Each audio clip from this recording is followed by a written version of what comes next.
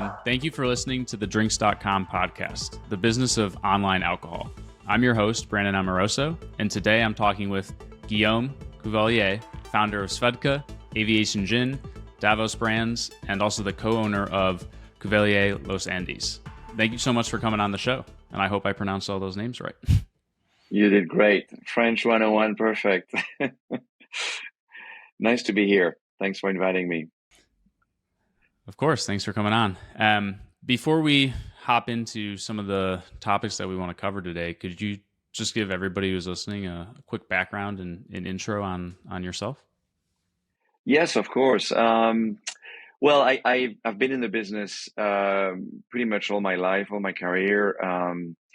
I started in actually working for Moet Hennessy in New York in the mid '80s, and then discovered I was in sales, and so discovering account work and retail work, and really spend a lot of time learning about product, wine, champagne, cognac, obviously with Hennessy, and it's been 3-4 years that were sort of I hadn't planned on that. It just so happened that I was in New York, just arrived from Paris, looking for a job, and they were looking for a French sales guy. So I just like everything is in timing, and so I was right there at the right place, and really enjoyed. I didn't think about it at first, but then when I got into it, I just hard not to love to say not to sell wine and spirits, and especially high end products. So it was fun. And then after a quick 2 years in business school, I went to work for Hennessy in Cognac, where I was based there in France, but was in charge of the North American market. So worked there for 3-4 years to really look at a high level, brand management, understanding, market trends, and getting a really elevated view on the market dynamics. And as a result of that, so this is like the mid '90s. And so I was, Hennessy Cognac, and obviously with the other Moet Hennessy brand, very involved with champagne. But what was clear was the rise of vodka at that time, and Absolut was sort of, there was nothing stopping the brand, who had sort of, emerged as a premium branded vodka, which nobody had done before. Before vodka was vodka. The biggest volume vodka back then, it still is. Well, not anymore, actually. It was Smirnoff, but Smirnoff was not really a brand. It was just just a vodka. $8 a bottle, and so absolutely really changed the game. And frankly, I looked around, and none of the big strategic companies in those days were doing anything about it, including Moet Hennessy. So, long story short, I started to think about that, met a partner in France, in Belgium, actually, who, was in the ethanol business. So on the industrial part of the alcohol world, and trading boatload literally of industrial fuel ethanol and pharmaceutical ethanol, and was very interested in getting into the drinks business. So I said, drink business, if we want to do anything now, it's vodka. And if you could make it from Sweden, that would be, a home run. And I was kind of saying that as a joke, because, Absolut at that time was owned by the Swedish monopoly, the Swedish government. So I thought, I knew there was nobody else could really produce alcohol, or any vodka or any other spirits in Sweden. And it just so happened that it was the year later after where Sweden joined the European Union, and as a condition had to deregulate any sorts of monopolies, including the alcohol monopoly. So we were literally first into the market, freshly deregulated, to take advantage of that change, and made a deal with an amazing distiller in the heart of Sweden, who was supplying the local Swedish market, and then basically made a deal to have the export rights on that vodka, and eventually that became Svedka. it took, obviously, I'm just making it short here, but it took a couple of years to get there. And actually, I mean, when you start a business, I always say, you always have to have a plan B, because actually, believe it or not, Svedka was actually a plan B.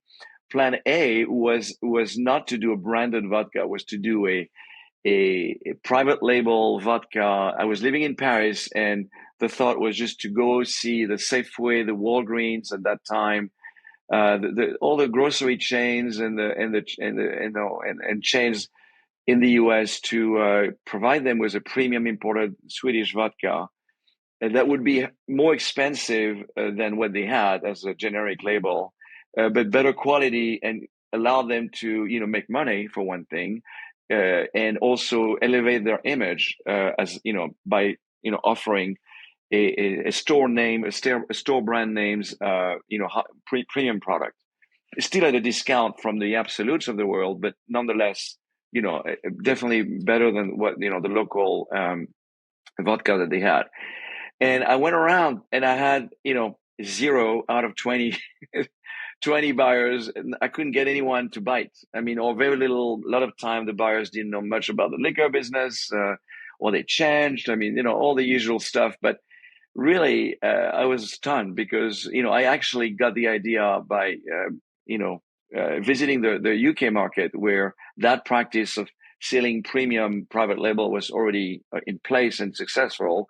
And I thought, well, it should work in the US. Well, it didn't, at least at that time. Anyway, so eventually Plan B was to start the brand, but obviously starting a brand means you have to create everything, and then you have to build distribution, which is a pretty tough job. But I was ready, obviously, to do it. I was not going to give up because Plan A didn't work, and so off we are, creating Svedka, the packaging, and then moving back to New York. That was in '98 to launch it and really build the distribution. So this is kind of the genesis of of how I got from starting in the business to launching Svedka. I feel like that's pretty interesting, because it seems like private label is now all the rage, at least in the market right now, when it comes to either alcohol, but just products in general. You see companies like Amazon or Target, and they have private label everything for your staple goods.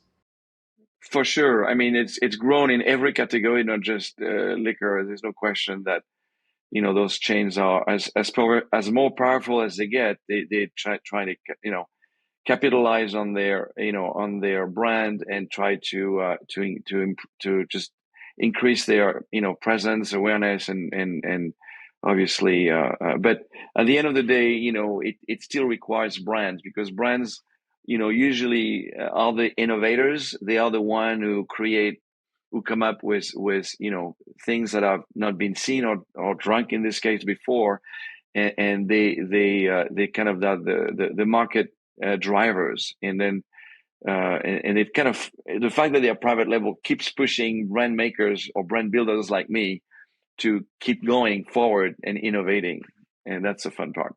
So you started some very successful brands, and we don't have enough time here for you to walk us through the entire journey of creating Svedka, but maybe you should write a book one day.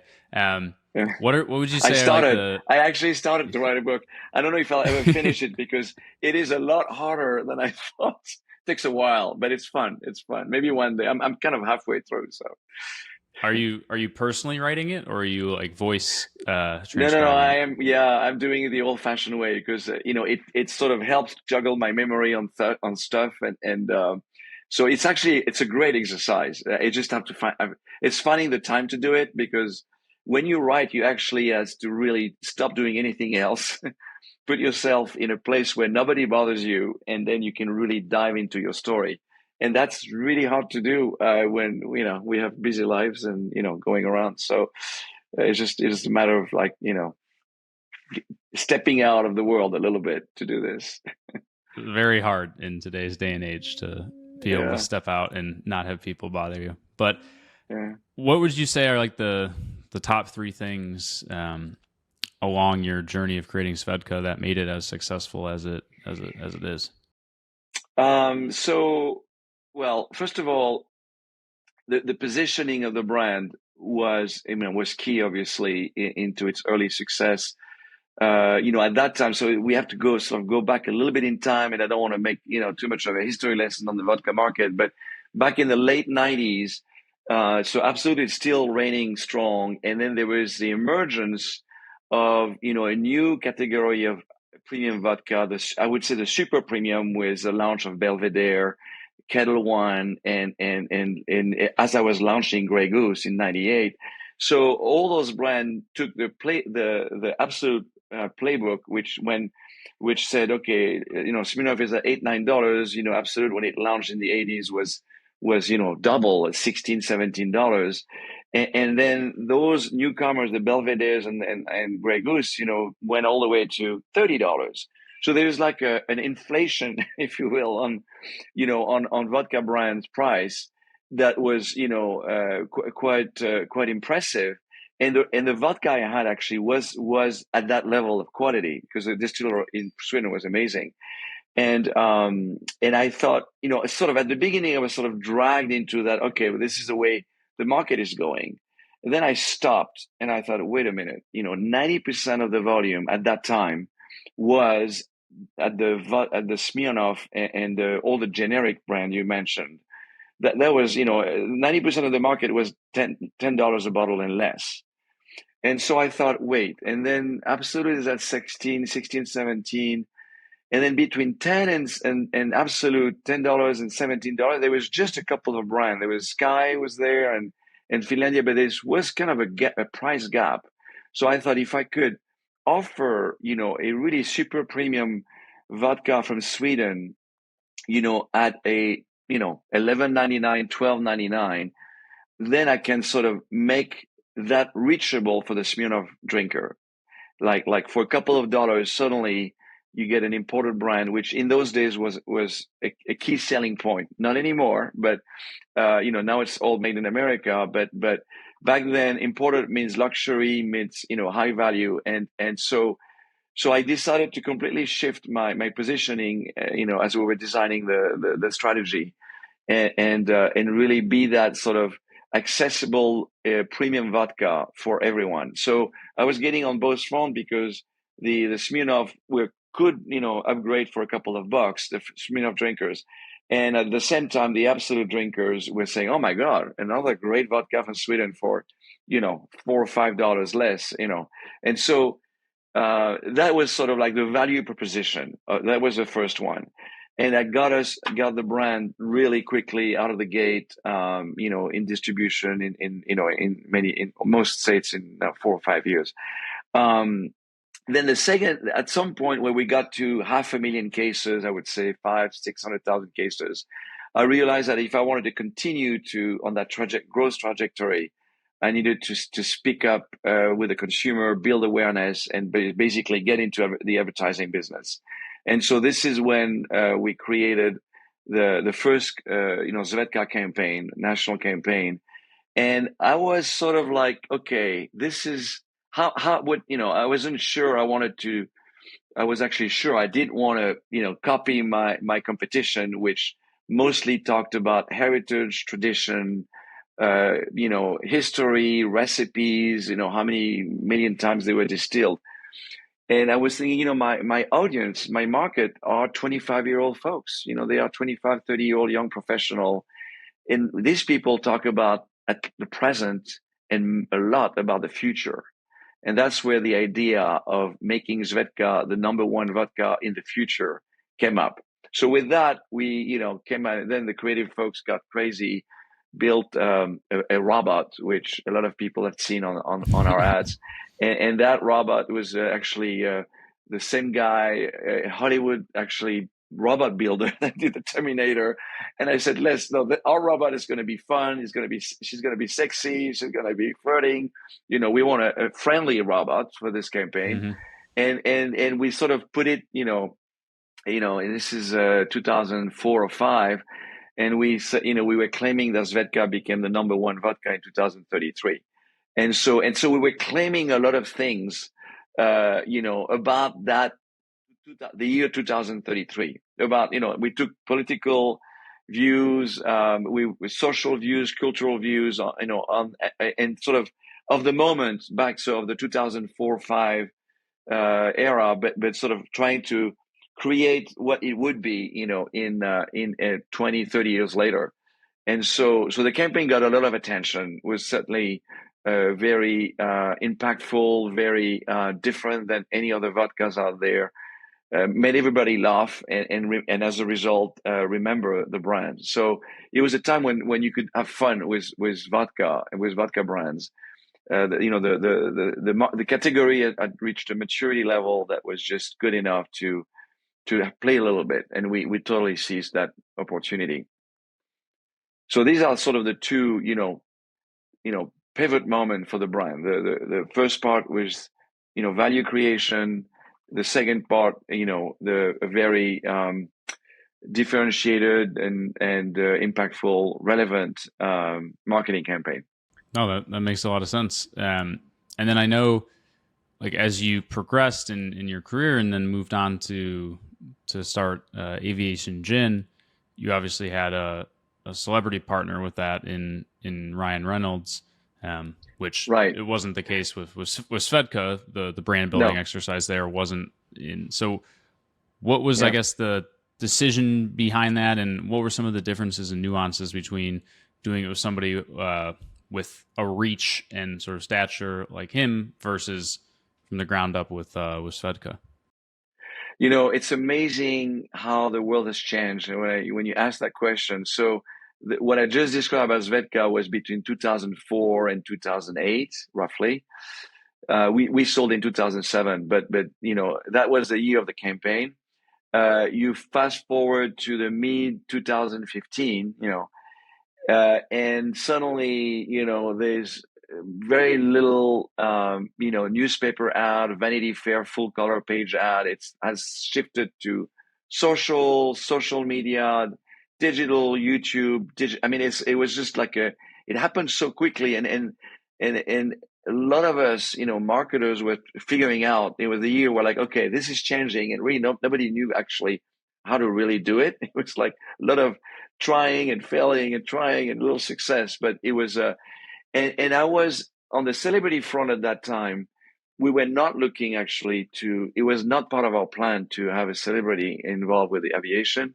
We were just, Hollywood called basically, and they said, we'd love to get involved with your brand. We love that, aviation, the gin, and the group of Hollywood people that reached out to us, introduced us to Ryan.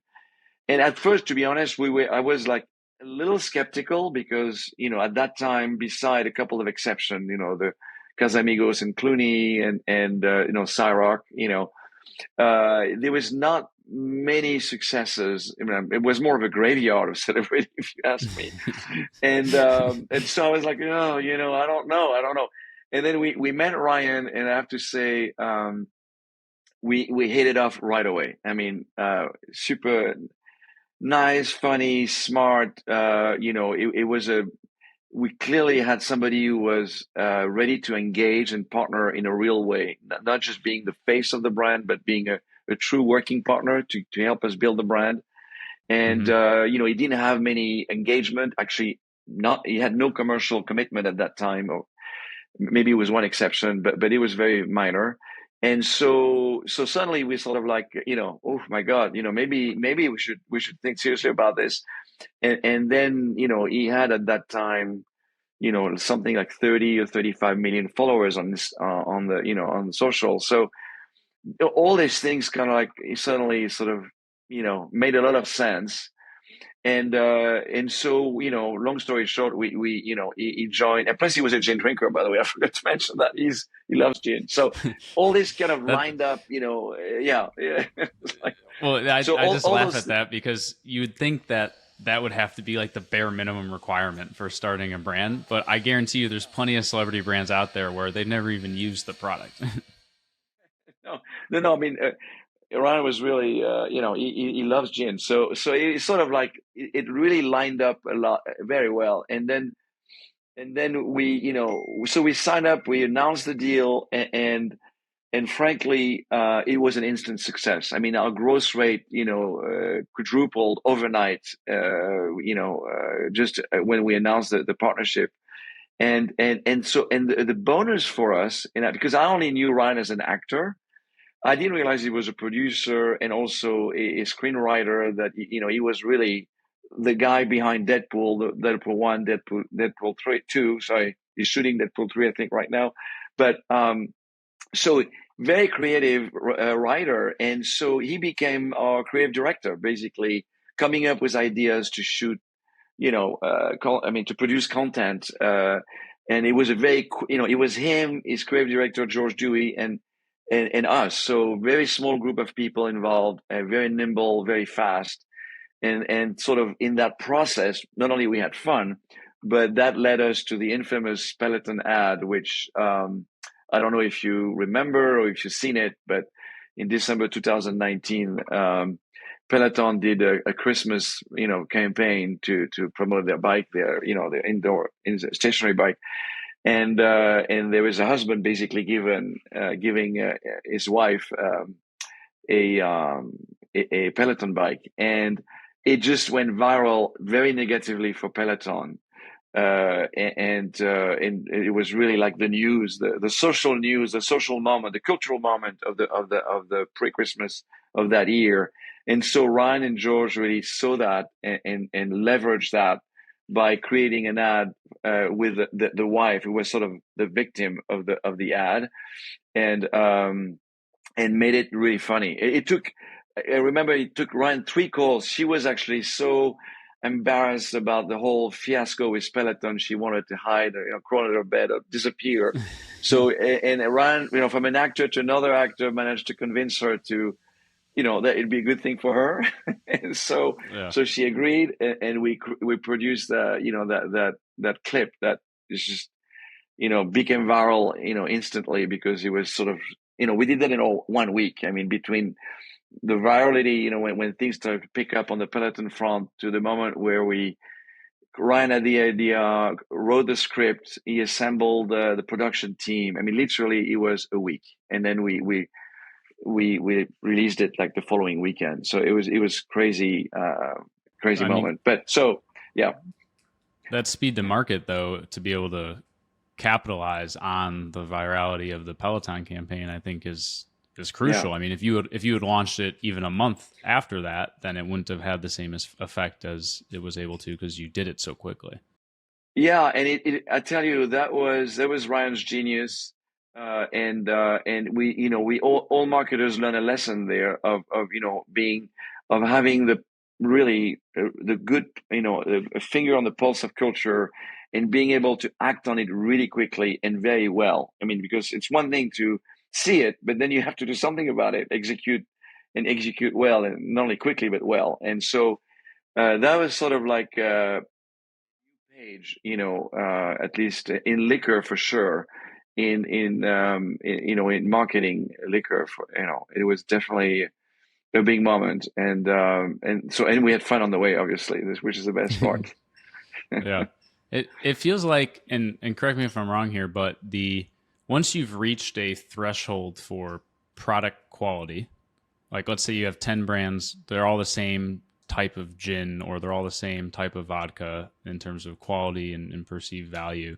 It really comes down to the branding and the marketing and the relationship building with customers that can separate somebody from having a failed gin company and somebody having a super successful one like Aviation. Right. Yeah. Well, I mean, yes and no. I think you need to. I mean, at least in my case, I always try to bring, something in. Like with Svedka, we were bringing a super premium quality vodka at a price that I would say the mass market, could buy. So there was initially a value proposition. But it was like, offering, it was the era of chic sheep, giving access to chic brand for an affordable price. With Aviation, what attracted us to the brand is that's pre-Ryan, when we bought it, is the fact that it was an American style gin. It was a gin that was definitely, not the London Dry, heavy juniper centric type of gin, like, the Beefeaters and the Tanqueray of the world. It was an American style. It was a lot less, still some juniper, but a lot less, and a focus on other botanicals and a lot of citrus in this. So it was sort of a milder, even though the alcohol level was the same. It was a milder tasting gin. It was less. It was a lot less juniper. So that was kind of like the product differentiation. And I think every marketer, every brand builder should find that sort of unique. You don't have to be completely different, but you need to have something that sort of is a point of interest on the a point of differentiation in the actual product itself. Now, obviously, the rest, the packaging, the way you tell the story, etc., is very critical. There's no question that. Sorry, I'm just turning that off because I've mixed a lot of noise. You need, obviously you need to build a story around that just to get people's attention, because then you're fighting on the shelf. So you need to be visible with a great packaging. You need to stand out. And then when people engage in the brand, you want to tell a story that's relevant, that's fun, exciting, and that really get them to sort of emotionally, get attracted by the brand. So there's a multiple step, but I think the product is very important. You just can't do really another Me Too. At least in my book, I wouldn't think about it. Well, now you're embarking on this new project with Blake Lively and the Betty Buzz product. How are you thinking about marketing and in a much more digital era, especially with the adoption and rise of e-commerce in 2023 versus Svedka in the early 2000s and even aviation in 2019? What are some of the different ways you're thinking about building that brand versus the two prior? So yeah, just so our listener can they might not be aware, because this is not allowed. It's the first time I step out of alcohol, and this is a non-alcoholic range of mixers and sodas.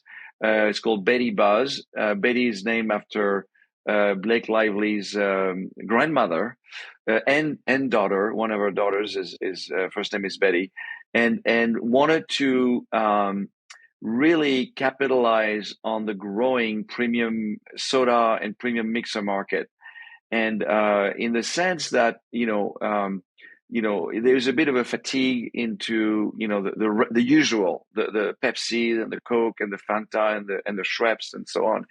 And there's clearly, and we see it in the market every day, an avalanche of new product being released to try to figure out the next generation of sodas. And we thought, that would be an interesting space to get involved and design something. We actually, the idea started with Ryan, and we started to build it. And eventually, as we were working on the packaging and the branding, we realized, actually, Blake it's really what, she would enjoy getting involved with as a partner. And so she jumped in, she loved the idea, and then got really involved into the product development. But when I say very involved, she was deep into product development to actually evaluating the bubble size. She was very specific about, she wanted tiny bubbles, a lot of tiny bubbles, not a few big ones, but very tiny bubbles. It matters. It matters. I totally agree. I love also. When she said that, I thought, of course, you need that, and also the flavors very disciplined about real juice, natural, real flavor. Juice and not not mix things up with anything artificial. So she by the way, she's a foodie. She loves to cook. And has a great palate, very discerning palate. So that was actually a lot of fun, because I've also, part of my life is in wine. And so I see, I deal with sommeliers and winemakers, on a regular basis, people who really have a very amazing palates. And I gotta say, Blake has a incredibly discerning palate. So it's been fun to work with her on that. So we launched with 5 flavors. We're working on new ones as we speak to launch next year. And definitely a challenge on our end on the distribution part, because obviously it's non-alcohol, so it's a little different than the liquor distribution network. But nonetheless, very good reception on the brand, and a heavy dose of digital marketing, and the e-commerce has played a huge part into the launch of the product. Because when you, especially when you're new, it's great to be able to sell online, because you can get to know your customer right away and see who you're talking to, who's buying the brand, and get some immediate feedback, which is something that in liquor we are just discovering now, because with all the regulation, it's been really hard to sell alcohol online. And there are ways now where you can, where this is happening, and you can collect primary data and really get to know your market a lot better, test stuff before doing a national launch, and do a lot of things that that helps fine tune our marketing plan. So that's super exciting. Well, I think that's a great segue into Speakeasy, and I know you invested Yeah, in the yeah, round earlier this year, touching on yeah, alcohol and making it easier to sell online. Um, yeah. and obviously, Drinks has a partnership with Speakeasy to power their tax and compliance on their Shopify storefronts. But I guess for everybody listening, just a quick background on Speakeasy, but then even more so, why did you invest in them, and like why are you obviously bullish on e-commerce alcohol in the U.S.? Right. Well, the Speakeasy is not the first one to offer an e-commerce platform for liquor brands, but it's the first one that is not necessarily relying on your distribution. And so, if you look at all the early player or the big player, the Drizzlies of the world, or Barcart, and then there's many others. They rely on existing distribution. Speakeasy, is more on a retail partnership, warehouse model. So you could actually, you don't have to have distribution. And when you launch a brand, you could be sort of national immediately, because, well, it's not, they can't really sell to every state, but I think last count they could ship liquor brands to 34 states, and all the big ones. So it's a great way, as you launch a new brand, to be available everywhere and read again back to primary data, and knowing your market and testing things. But not only that, you could also you can include merch, you can do special packaging, you could do a lot, you can offer a lot of things that if you were relying on the regular retail network, that is not possible. I mean, if you order a bottle of Svedka through this Risley, you're gonna have a bottle of Svedka that's on the shelf, basically. If you were, buying it from Speakeasy, and it would be, packaged with, I don't know, another product, or with glasses, or or a special edition, special packaging. Um, you could buy it on Speakeasy, because it doesn't have to be available nationally. Now, it goes through the 3-tier system. It has the supplier sells to a distributor. In the case of Speakeasy, they started in California, so it goes to a California distributor who sells to a local retailer who is Speakeasy's partner into that in that process. And so it goes through the regular 3-tier, but it allows a lot of flexibility into the way you can sell online. And then selling online meaning that offering sits on the brand owner's website. So you sort of, it's a brand own store, if you will. It's a storefront, really, and then that goes through the local retailer. But I understand now they have they're opening a bunch of warehouses across the country. I don't remember all the. I know there's one in DC. There's one in Florida opening it now, and I know there's other plans in Illinois, Texas, and so on. So it's very exciting. I think I'm not a tech guy, but I'm a user. I'm a tech user, and when I see, good user experience and I can understand the simplicity of the system, to me, that's like, worth investing in this case. Yeah. And the ability to actually get all that data now from your customers that you, as a brand, historically haven't been able to have access to.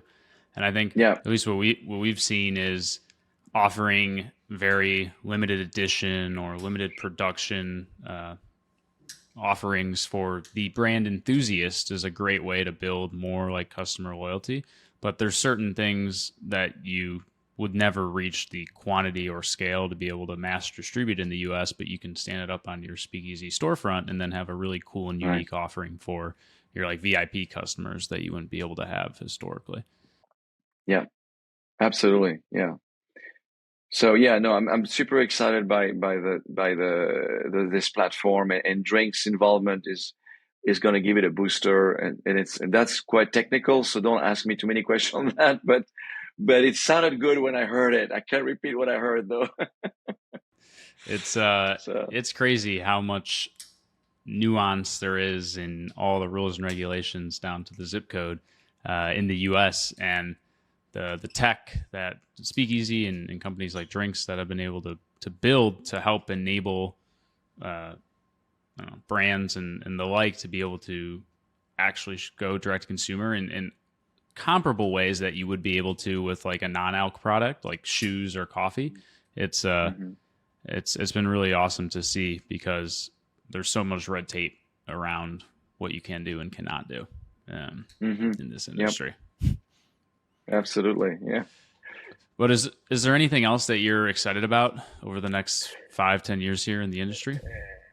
Oh boy, I love the business. So yes, I'm excited to what's coming. I mean, what excites me the most, and especially in the U.S., is consumers are always willing to try stuff, to explore new tastes, new brands, new concept, and so there's this dynamic, and when you look at the marketplace, people taste change. I mean, I was talking about Svedka Absolute, 25 years ago, and now the new vodka is tequila, and then back then you could not, give away a bottle of whiskey. It was really, I mean, whiskey was not doing well. Now there's a rebirth of whiskey. So there are those huge, cycles that are taking place, which I find very exciting, because when you are, sitting like me, in the market, you can see the beginning, and you can capitalize on it. And that's, it offers a lot of dynamic, in the marketplace. And then additionally, when, there is a rise of, RTDs and the new, no low alcohol business, which is also fascinating, because it's sort of like trying to, you know, address a big chunk of the market which is not happy with just beer, and looking for, low or no alcohol alternatives, which until recently was not there. So there's this kind of rush into that new space that is super exciting, and evolving very quickly. I mean, it's like quite impressive to see how the leading brands, not only they've reached an amazing result, but at the same time they had to reformulate to keep up with the market demand. So it's happening fast, but I think that's it's there to stay, and I'm excited to hopefully maybe one day part into it. Yeah, it's been fascinating to watch friends and family around my age and younger and like what their consumption behavior and patterns are like in terms of Yeah. alcohol versus low alc or no alc or other alternatives in the market, or like Mhm. wine versus spirits versus beer. And it's going to be interesting with the rise of this like TikTok generation where they spend their money versus Yeah, those prior. absolutely. Yeah. Well, my last question for you: if you could share a bottle with anyone, who would it be, and what would you drink? Okay. Well, it really depends who I would. Okay, so the person I would drink it is probably my wife, because she loves wine and she loves good wine, and I've already answered half of the other question, because I love wine, and that, not that I don't like a good bottle of gin or a bottle of scotch or a whiskey, but I'm sort of a wine guy, and I and my taste in wine has evolved, and now I can tell you I'm sort of digging heavy in the Côte d'Iron region of France. I used to drink a lot of Bordeaux, then I went to Burgundy, but I didn't stay there because it's just too expensive. So I moved south to Côte d'Iron, and I'm just discovering some great wine there. And sometimes, you in France, in Italy as well, you found some small producers, in sort of off the beaten track paths, like in small region that have amazing wines too. So I love to find small producers that are just hard to find, and they just make great stuff. So that's kind of what I love to discover in wine. No, that's awesome. I love the small producers are some of the coolest ones I've uncovered. Like even in California, the tiny little parcels in Napa that have an unknown sort of label or name. Those are more interesting to me than some of the larger mass produced wines, for sure. Well, thank you so much for joining us. This was very, very interesting. I've got like 1,000 more questions, but we got to limit this to a certain time threshold. So, again, thank you for coming on. Really glad that you were able to make it, and I'm sure our listeners were able to take a lot away from this. Great. Well, thanks for inviting me. It's been a pleasure to chat with you for a little bit, and I can't wait to hear the feedback if you have any. So that's great. Definitely. Well, for everybody listening, this is Brandon Amoroso. You can find me at drinks.com or brandonamoroso.com, and we will see you at the next episode.